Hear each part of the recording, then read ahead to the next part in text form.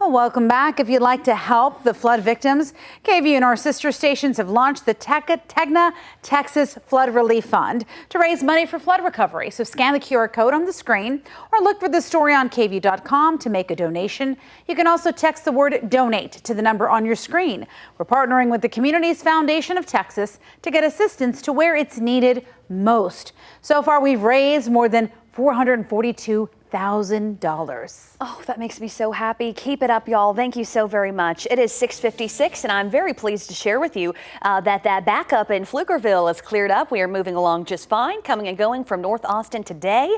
And as you can see there, we were just seeing a little bit of that stop and go. But I will tell you, we do still have 68 road closures. So if you're heading out to volunteer or help out today, please make sure you're keeping it tuned with the weather. Things could get interesting with another day of potential downpours. Casey. Yeah, it'll be mainly for the first half of the day. That's where we still have our weather impact alert day in effect, but after 1 p.m. it's dropping off. Our flood watch drops off, and we're heading into a nice and quiet stretch of conditions. Still this morning, though, the hill country, you'll have to monitor especially that flood risk with some downpours passing through the area. But tomorrow we're dry, Thursday dry, Friday dry, and we keep it that way as we head into the weekend and even early next week with those temperatures back into the upper 90s. It'll be looking much more like our typical summertime weather pattern here across Central Texas, which at this point we'll take. Yes, that's a stretch we'd like to see, and it's well needed as recovery and just, searching and all that continues. So we want to keep it nice and dry. We'll see you at KVUE Plus at 7 a.m. Stay safe out there, y'all. Make it a wonderful Tuesday.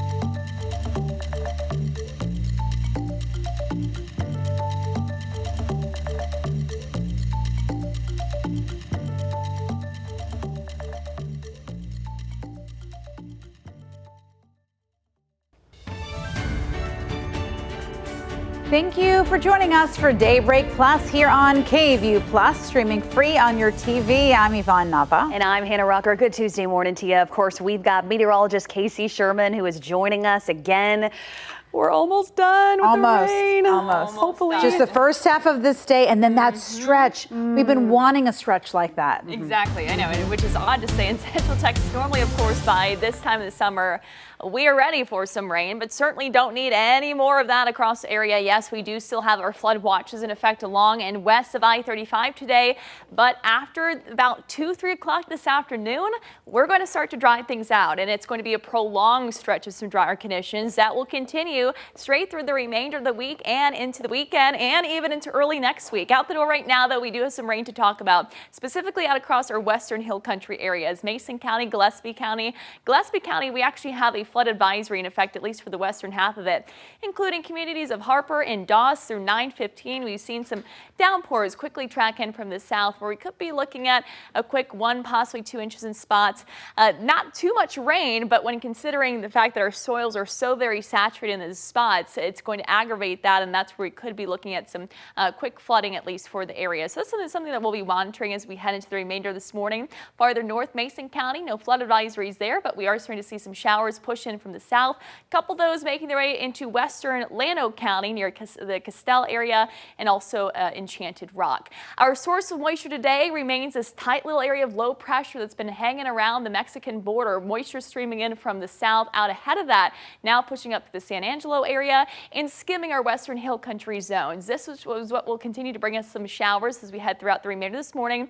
More isolated, especially the farther east you go, but because our hill country zones are so vulnerable right now to that flood risk, we still have that flood watch in effect through 1 p.m. today before those rain chances start to drop off nicely for this afternoon. High temperatures today back to around 95 degrees. I'll take a look at that drier weather pattern we have ahead coming up.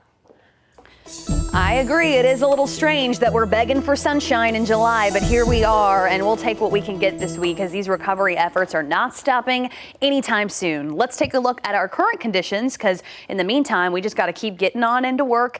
In the Austin Metro, as far as crashes are concerned, it's been pretty quiet lately. Hope I didn't jinx it, but here's in Pflugerville looking a lot better. Once again, we had that stop and go out there. You can see some construction ramping up off the frontage road now, but as far as main travel on I-35, looking pretty good.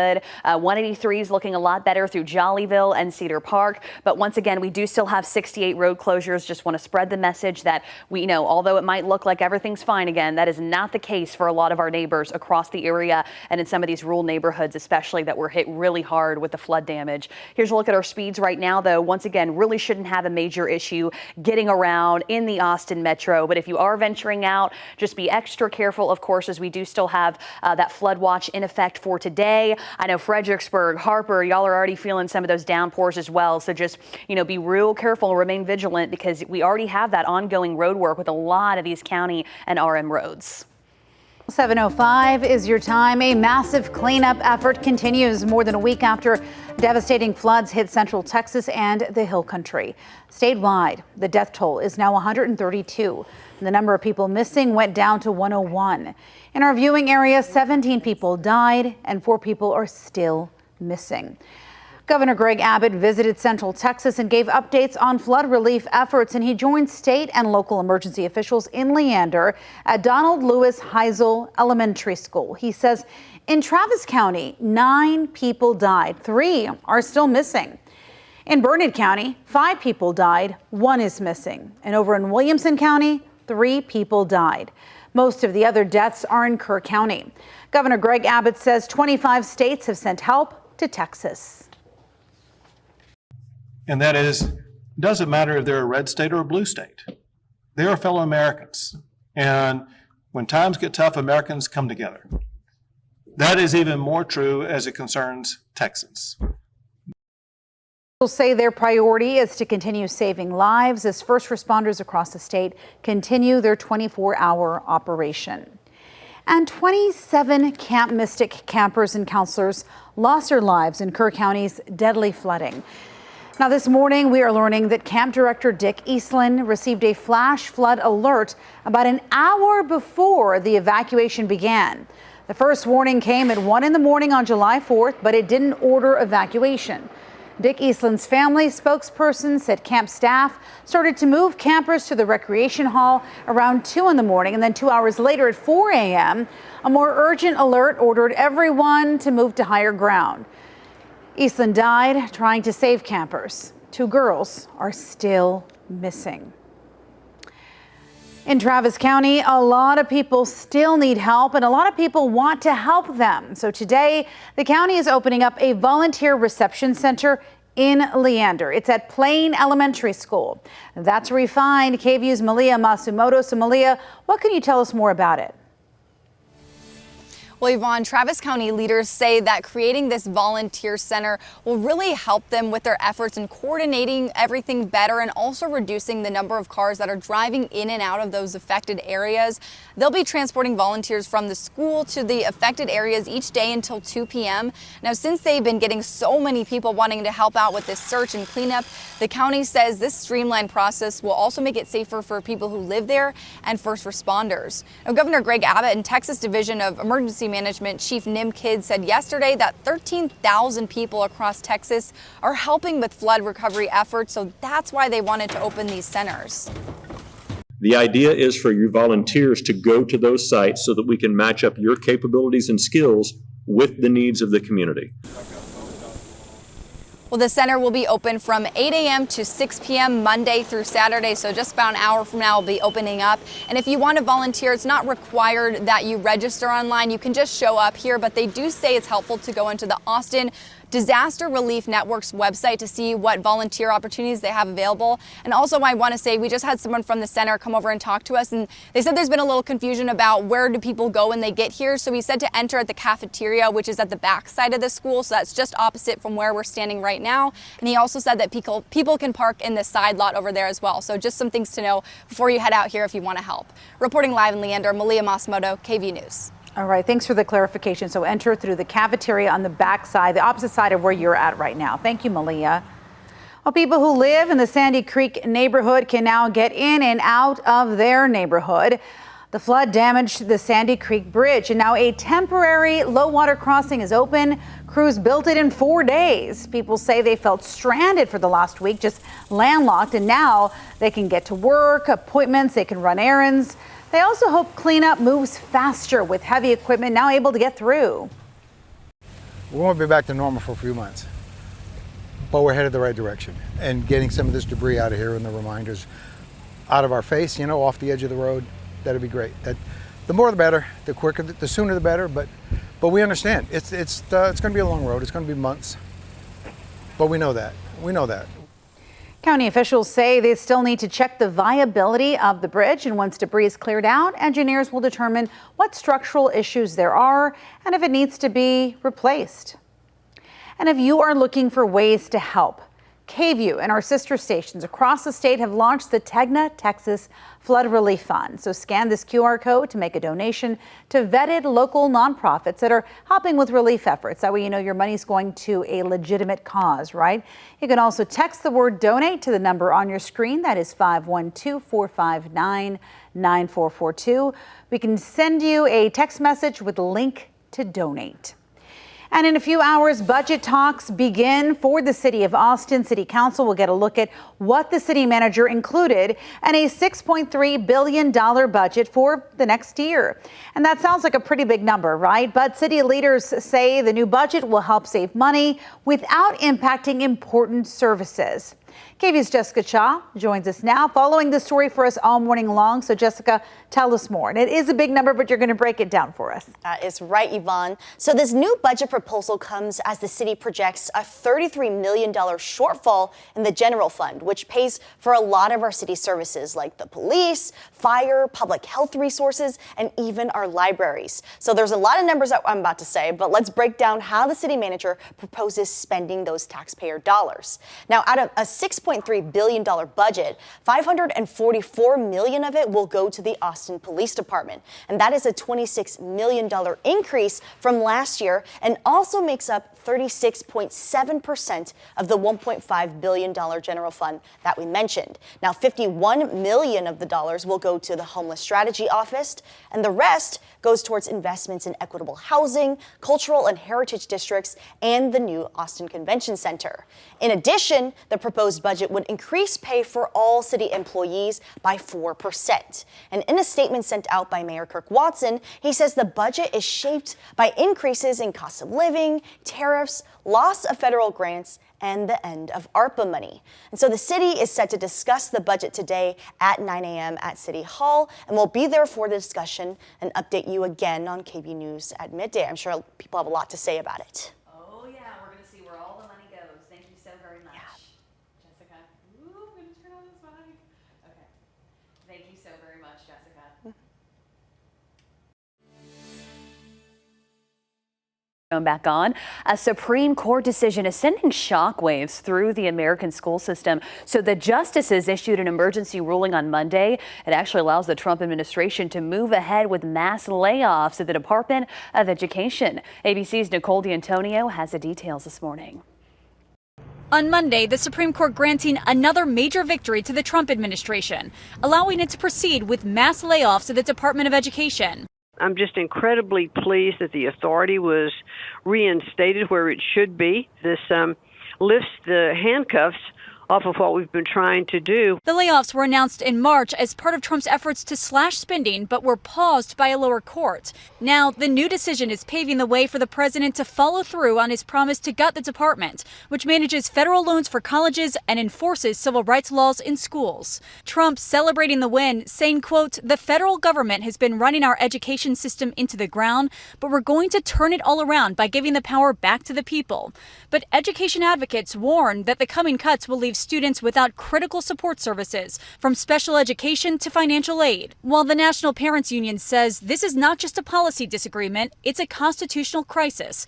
Congress created the Department of Education, and only Congress has the authority to eliminate it. It comes as at least 24 states are suing the Trump administration for withholding more than $6 billion in Congress-allocated funding. This is one of those moments where something really big and potentially really damaging could be getting ready to occur.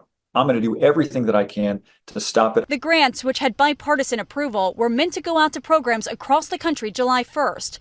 But the Trump administration said it was conducting a review before releasing the funds, claiming the grants would be used to promote a radical left-wing agenda.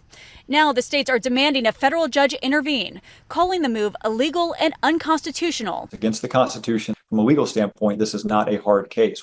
Even if the states win their case, education advocates warn it may be too late to hire staff for programs meant to return at the start of the school year, leaving students and families scrambling.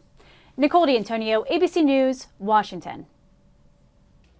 And tonight is the MLB All-Star Game. The Astros have 4 players, Hunter Brown, Josh Hader, Jeremy Pena, and Isaac Paredes on the American League team. And Jacob deGrom was the lone Texas Ranger. The All-Star Game starts at 7 p.m. And maybe some future All-Stars here. Several Texas Longhorns were picked in the Major League Baseball draft. Max Ballou was picked by the Colorado Rockies. Jared Spencer was selected by the Toronto Blue Jays. Jalen Flores was chosen by the St. Louis Cardinals. Ryan Galvin to go to Chicago White Sox, and Grayson Saunier was picked by the Houston Astros. Love to see those familiar faces on the big stage. Also happening today, the Texas Longhorns football team will take the stage for SEC Media Days. Coach Steve Sarkisian, quarterback Arch Manning, safety Michael Taff, and linebacker Anthony Hill Jr. will represent the Longhorns. The biggest storyline during the presentation, of course, is Manning. All eyes on him taking the helm as the starting quarterback and the Longhorns defense. They will talk to the media in Atlanta around 2:30. And during the NBA offseason, players like Jamal Shead, Texas X, Jared Allen, and world champion Alex Caruso all come back to Austin for summer training. But the question is, who do these pro hoopers trust whenever they come home? Corey Mose has the story of the 2 guys that help the pros stay in shape.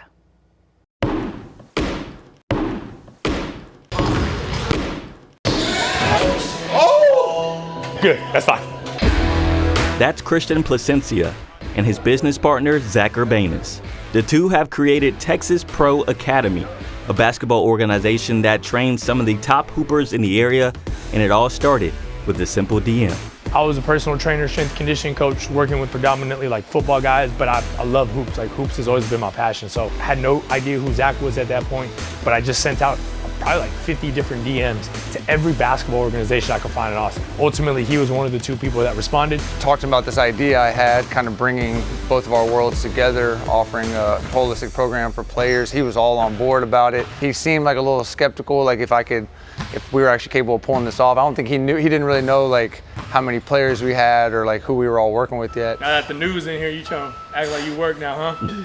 It's crazy. One of those players was Armani Brooks, a McNeil grad who played in the NBA and is now overseas. It's 6 years ago, after I finished college, I started working out with Zach. He was, at that time, part of the organization with my AAU team, THP. It turned into a long time, partnership. And for a long time back in 2020, athletes were looking for a place to play. Like 6 a.m., we had like 20 high-level college and pro guys in the gym, like 10 on the court, 10 in the weight room, and then they like switched, and it was like the energy in the gym was crazy, the environment was crazy. I remember like having chills like on my arms. The hurdles of like you come back for an off season and then you're like, oh, well, what do I do? Like you have to piece your off season together by yourself. So it's like, why don't we take that stress out of their hands? That stress became a strength, with more players pushing the product. We saw Jarrett having conversations with Jay Kent.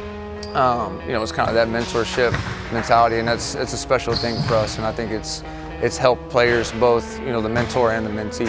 I'm on my max phase right now. I used to have to travel to Houston, Dallas, even outside the state to find good competition. But now I'm looking at the kids, I'm saying kids like I'm old, all the young men coming in here every single day working hard.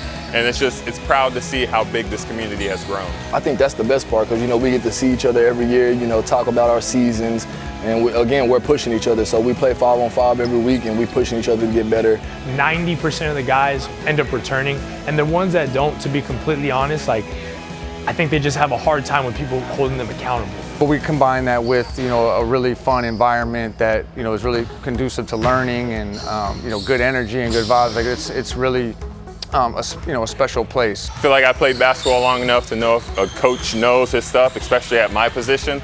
And they're just good guys. Like you want to be around good people all the time. They just want to see their clients succeed, and I think that's the biggest thing is just, knowing that they don't have any ill intent behind anything that they're doing, that it's all from a genuine place. To see your boy, to see your friend, to see your client succeed, like there's really no better feeling. Like Caruso just winning the championship this season, like no better feeling. It's more than basketball. That's what it means. Like they could come in here for an hour a day, work, and say bye, but they're inviting me to dinners, they're coming to see me in Cleveland. I mean, what more can you ask for? It's not like everyone succeeds that we work with. We have failures, we have ups and downs, and so, we go through all of that with our players. So we definitely celebrate the successes because it puts a smile on our face and obviously puts a smile on theirs. So. Ooh, I like that line. The stress turns to strength. Okay. And from refrigerators powered by artificial intelligence to automated mops and mowers, whoa, household robots on the rise. But are they truly helpful or just another tech trend? Consumer Reports breaks down the pros, the cons, and reveals which deliver real value. From vacuuming your floors to cleaning your grill, today's smart appliances promise convenience at the touch of a button. But are they really delivering? Consumer Reports' Dan Raklowski tracks the latest in home and garden tech. While these products are helpful, they tend to be pricier than their traditional counterparts, and they often have complicated setup processes and require extra tinkering to keep them working. Take Samsung's new $5,000 bespoke refrigerator, which comes with an AI vision camera that's supposed to recognize the groceries you add to your fridge. When CR tested the feature out in its labs, it worked about half the time, and it struggled with packaged foods like milk and soda. CR's evaluations of robotic lawnmowers found you'll need to pre-mow your grass to a specific height before you can set these robots loose on your lawn. And all that convenience will cost you hundreds to thousands of dollars. But it's not all bad news. Some smart products, like robotic vacuums, have come a long way. They're now better at dodging obstacles, navigating tight spaces, and picking up dirt along edges and in corners. And while not exactly a robot, CR says a smart thermostat is a great investment. These will cut down on your heating and cooling bills using AI to automatically adjust the temperature, especially when you're not home. They also connect to demand response programs from your local utility company, which can give you discounts on your bill. The new Google Nest Learning thermostat does all of that and earned top marks in CR's tests. This is Teresa Hope. The robots are taking over, y'all. Just kidding, but kind of. Consumer Reports also says to be mindful of the security and privacy settings, of course, with these smart home products. While each setup is different, be sure to turn off data sharing if possible. Once again, we are going to do a quick cut in on cable. We'll be right back here in a couple minutes.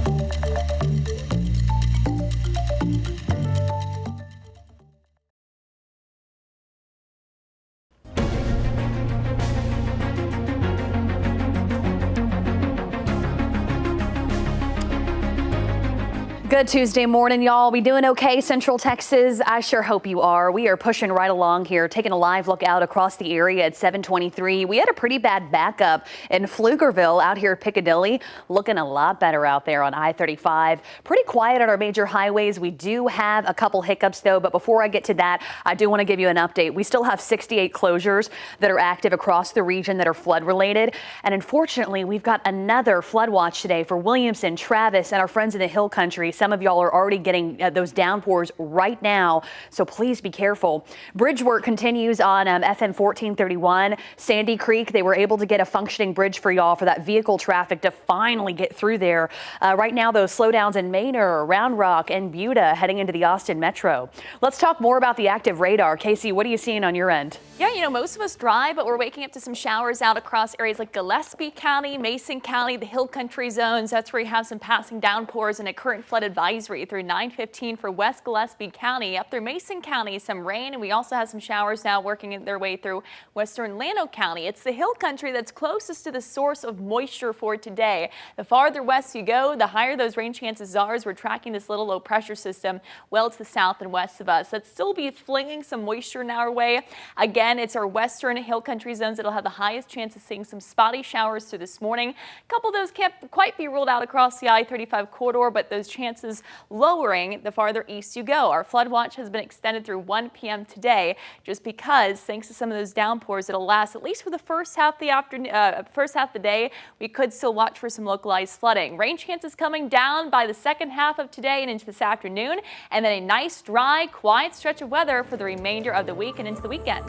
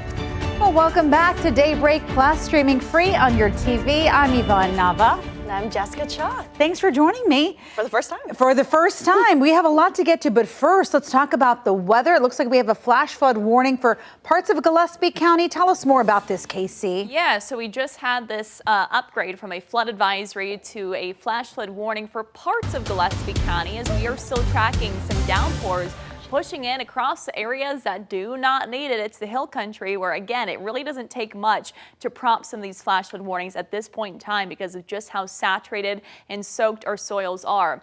Metro dry, it's the hill country, Llano, Mason, and Gillespie County that have been dealing with all the activity so far for this morning. We currently have showers lifting northward. The area that is flash flood warned is this current box in red here. It's just clipping western Gillespie County, the southern part of it, including and clipping the community of Harper, where we currently have some heavy downpours that could be producing a quick 1 to 3 inches of rain. So this will continue through 10:30 a.m. The bulk of this is out of our viewing area, but I do think the border of West Gillespie County is going to start to see some of these heavier training bands of rain that are currently actually now moving through the Hunt area, which of course also certainly does not need the heavy rainfall at the moment.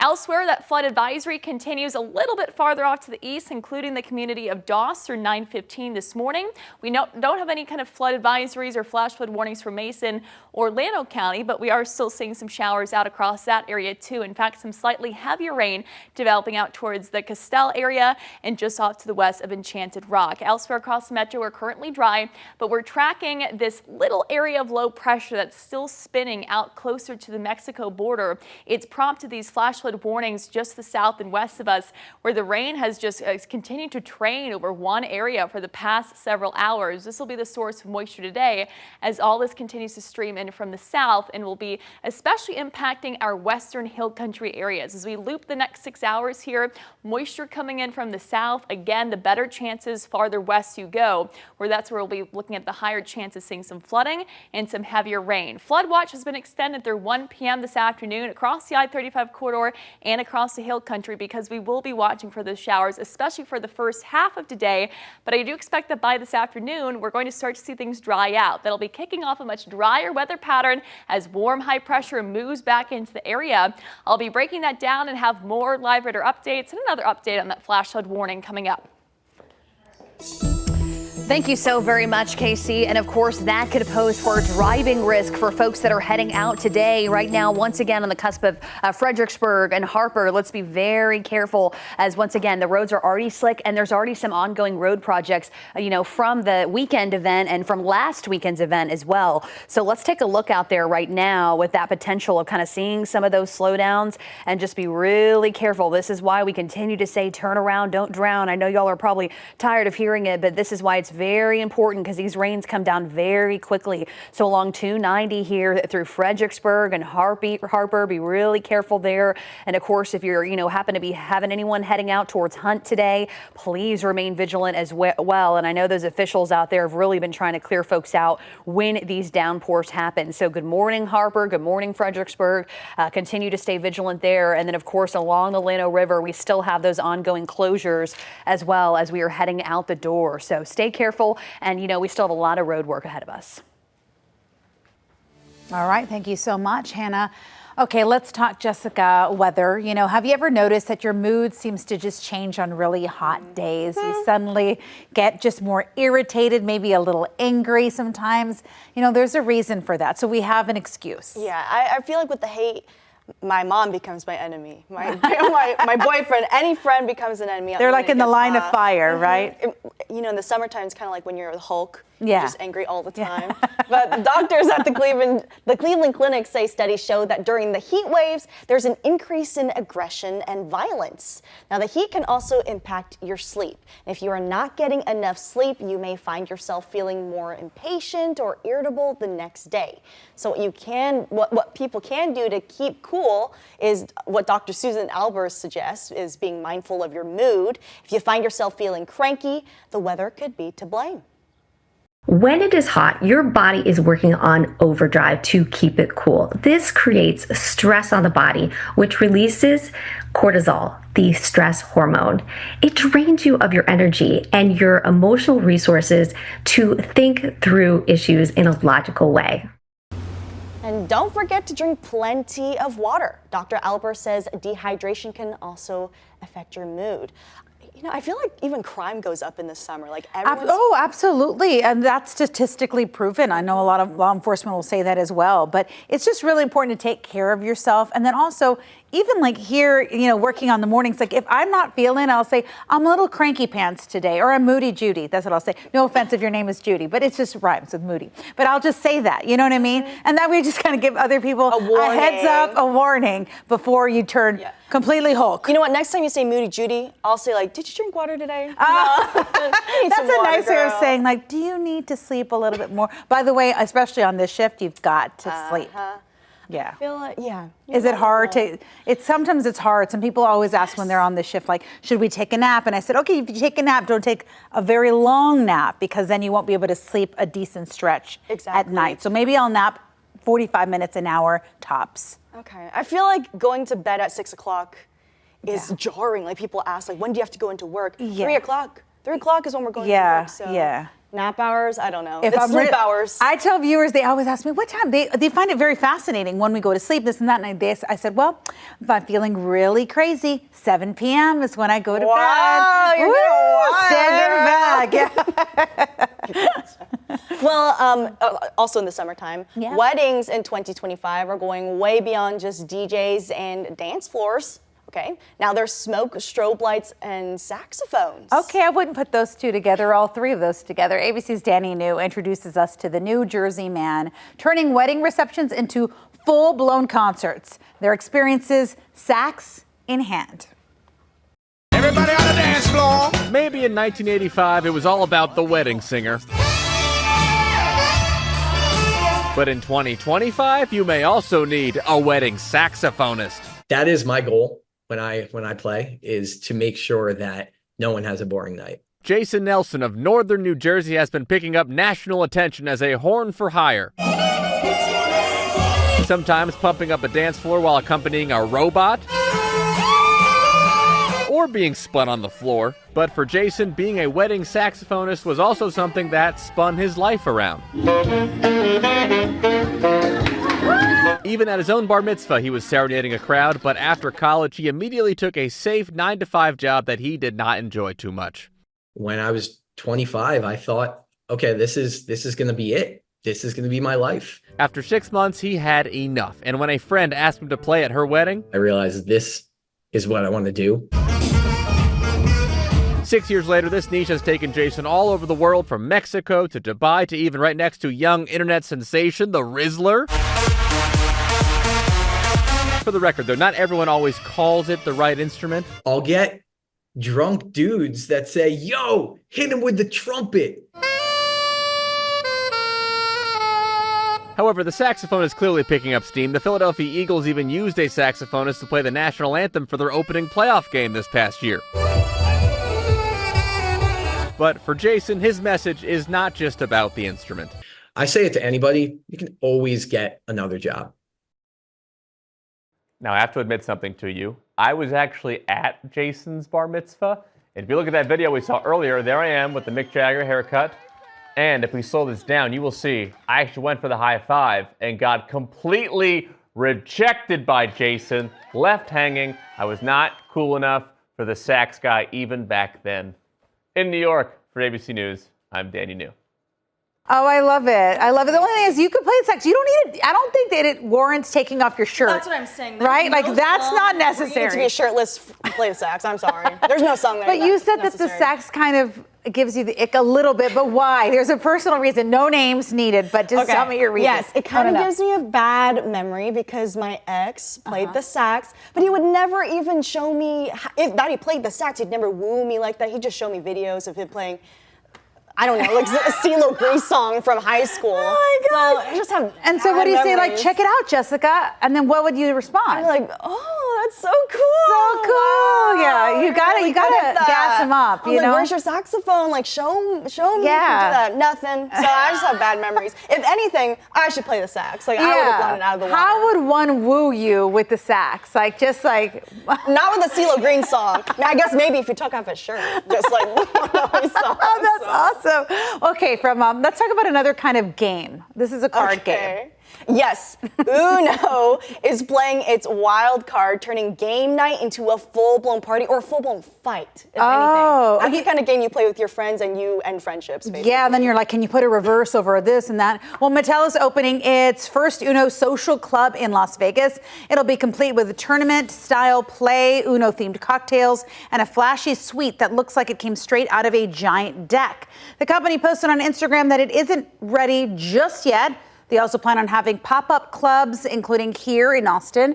The pop-up clubs start sometime in August. If there is a pop-up club, can you invite Team Daybreak? Because I would love to check it out. I think that would be a great adventure. I mean, there's just so many. Some people are very passionate about like what can you play on top of what, and I don't know. Do you ladies play Uno as well? You gotta stack the skips on top of each other. Like ruin one particular person's life when you're playing. Right. Whoa, That's how you you're do vicious. I like it. I'm in it to win it. Yeah. Are y'all crazy about the card games? My boyfriend's family plays a game called War, and everyone ends up screaming at each other, and that scares me. But you gotta go fast. You gotta go fast. And then I just end up getting screamed at, and it's a lot. Are y'all good at that? I've never played War before. I know Uno. Uno's a classic. But my mind's always like racing, so I need it fast. I need the games to be fast. It's like the new Monopoly. Right now, I've been playing a lot of solitaire. Solitaire. What? I've been playing solitaire. No, but I love it, and I just go really fast, and I try to beat my time.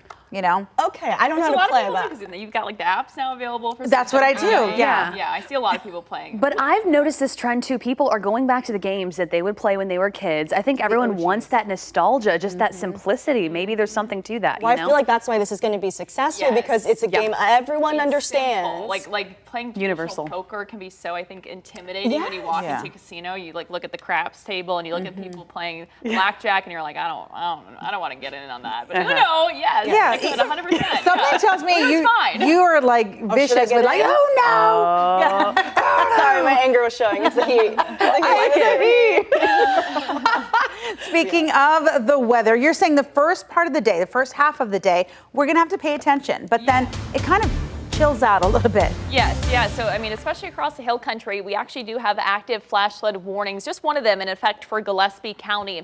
That's where we see the heaviest rain. Our moisture source is farther off to the south and west. So it's those southwestern zones of the hill country that will be looking at our highest flood risk through this morning. Harper right now, some heavy rain falling, and it's our hill country areas, of course, that are most vulnerable to the flooding as they've really been hardest hit by all the rain that we've had for the past 10 days now. Heavy rain moving through Harper. Some of these colors indicating what could be those rainfall rates of 1 to 2 inches per hour. Additional showers out near the Fredericksburg area. Though Fredericksburg, you're currently out of the flash flood warning and also out of the flood advisory that extends out to the Doss area. Again, it's just this little red box here that includes south and western Gillespie County that is under that flash flood warning until 10:30 this morning.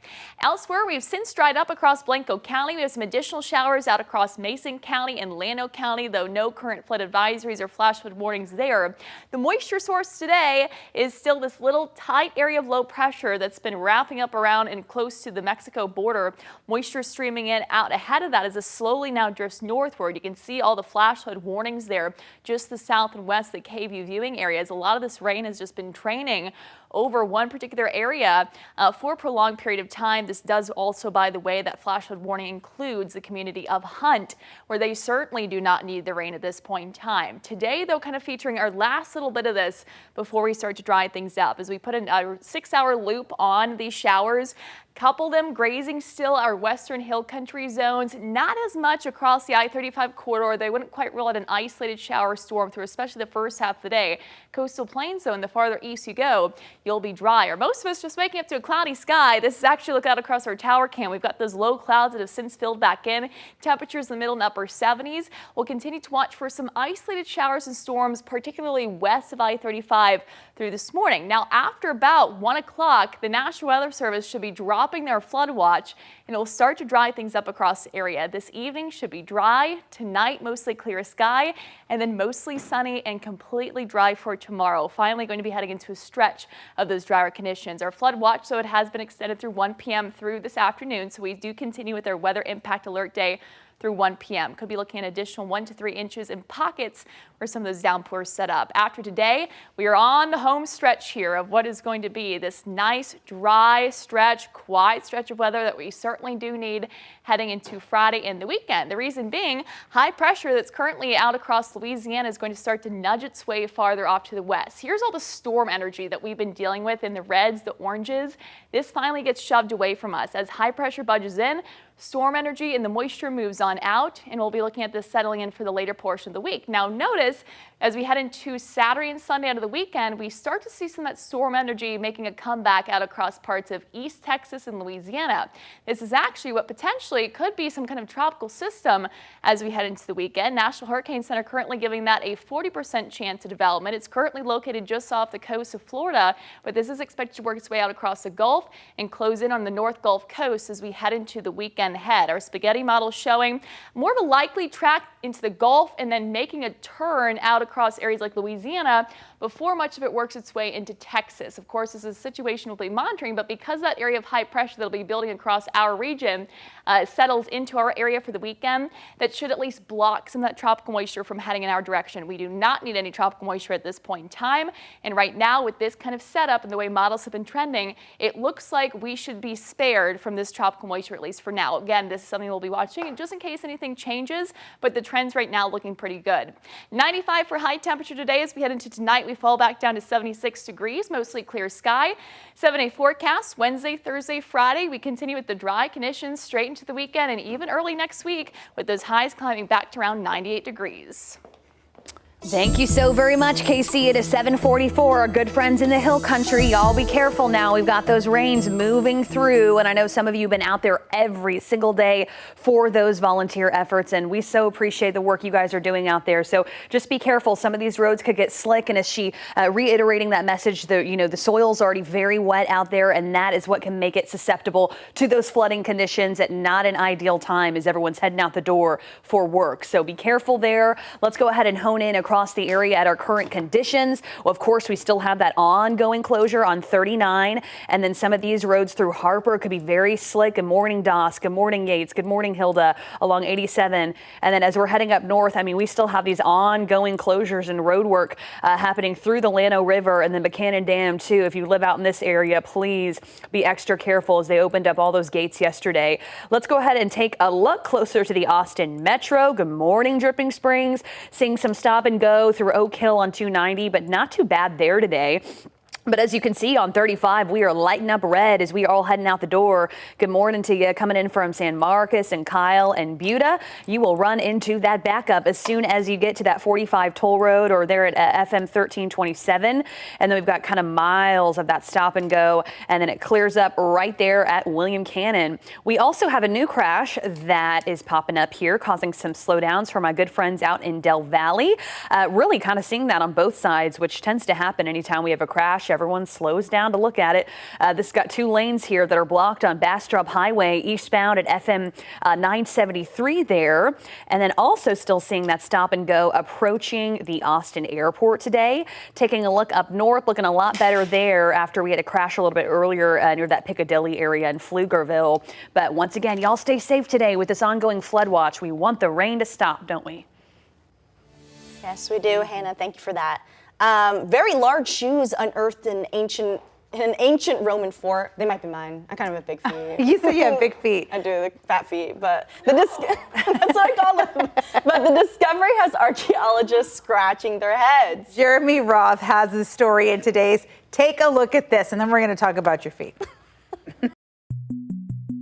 The surreal discovery of a stash of unusually large shoes at an ancient Roman fort in the UK led archaeologists to conclude something mysterious was definitely afoot.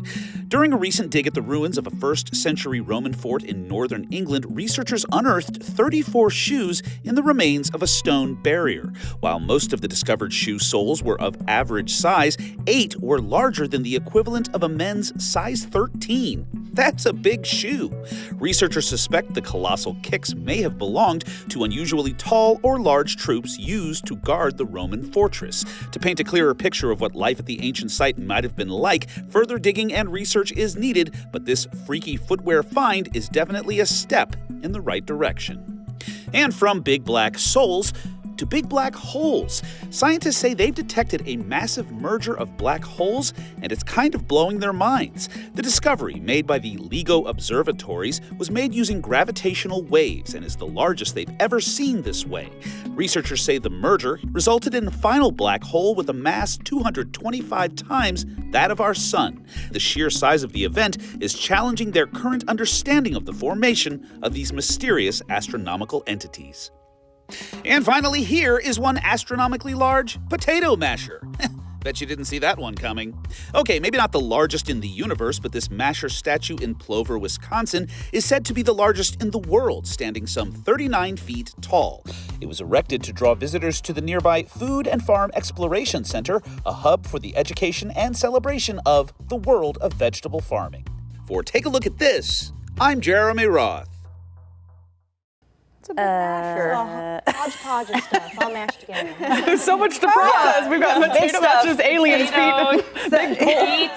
Something you all have to look forward to. I used to be a 7.5, but with each child, my foot grew about half a size bigger. Really? And then now I'm a size 9. Oh, wow. 8.5, 9. Oh. Yeah, isn't that weird? It is weird. Yeah, but then what stinks is that after that, then you don't, no pun intended. What stinks is that you have to get rid of all your shoes. Because then it's like, yeah, I was like, well, they don't fit me anymore. Isn't that weird? Good to know, though. Okay. Yeah, but you said that you felt like yours were. Well, I feel particularly victimized in my family because everyone else is a size 6. All the women in my family are size 6, and I gotta get big girl shoes for myself at 8.5. That's sad. They can share. That's good. I like it. Yeah. Because how tall are you? You got some good height. 5'4.5", and the half matters. Yeah, the half matters. Absolutely. We're holding on to our halves here. I like it. I mean, I've had big feet forever. I had that was my size foot actually in first grade.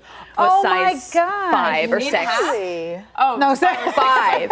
No, are you wearing clown shoes under there? Yo, the way that I'm Big Bird walking the halls.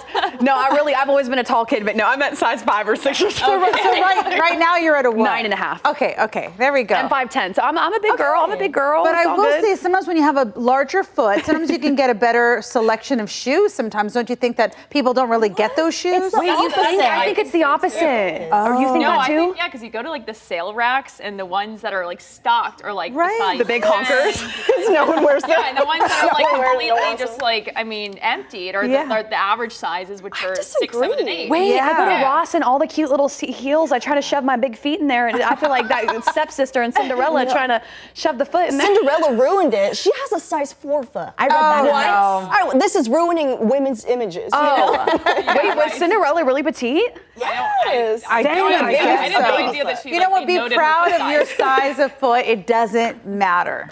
We're all beautiful. We're all beautiful. Our feet are beautiful. Take a look. This is the woman affectionately known as the Snake Lady in North Texas, Miracle Bennett. That's her name. And she lives in DeSoto.